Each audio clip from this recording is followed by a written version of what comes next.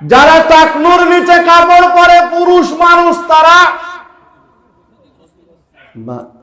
আল্লাহ রাসূল সাল্লাল্লাহু আলাইহি ওয়াসাল্লাম বলেছেন, মা আসফালা মিনাল কাবাইন ওয়াল ইজারি ফিন নার, টাকনুর নিচে যদি কেউ কাপড় পরে তার ঠিকানা হলো জাহান্নাম। সহিহ বুখারীর হাদিস। টাকনুর নিচে পুরুষ দিব্যি কাপড় পরে বেড়াচ্ছে, কাপড় পরে টাকনুর নিচে কাপড় পরে পুরুষ মানুষ ঘুরে বেড়াচ্ছে, তারা ক্ষতিগ্রস্ত।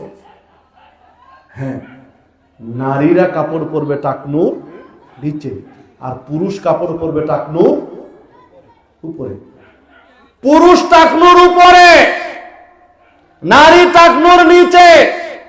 দুর্ভাগ্য আমাদের, নারীরা টাকনুর উপরে উঠিয়েছে, পুরুষ নিচে নামিয়েছে।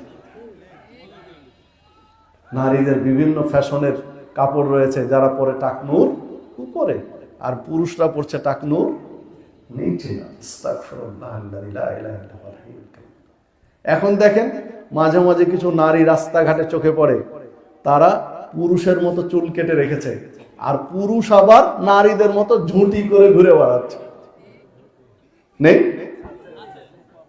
দেখেন উল্টিয়ে যাচ্ছে, সবকিছুই উল্টিয়ে যাচ্ছে।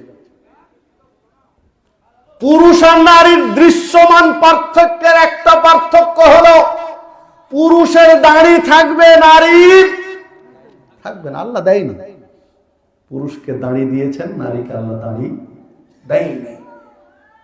নারী মার্কা, মহিলা মার্কা পুরুষ আছে, দাড়ি ক্লিন শেভ করে করে মহিলার মতো হয়ে থাকতে ভালোবাসে। আল্লাহ তোমাকে মহিলা বানিয়ে দেয়নি, এটা তোমার সৌভাগ্য। আল্লাহ যে তোমাকে নারী বানিয়ে দেয়নি, এটা সৌভাগ্য। প্রত্যেকদিন ক্লিন শেভ করো।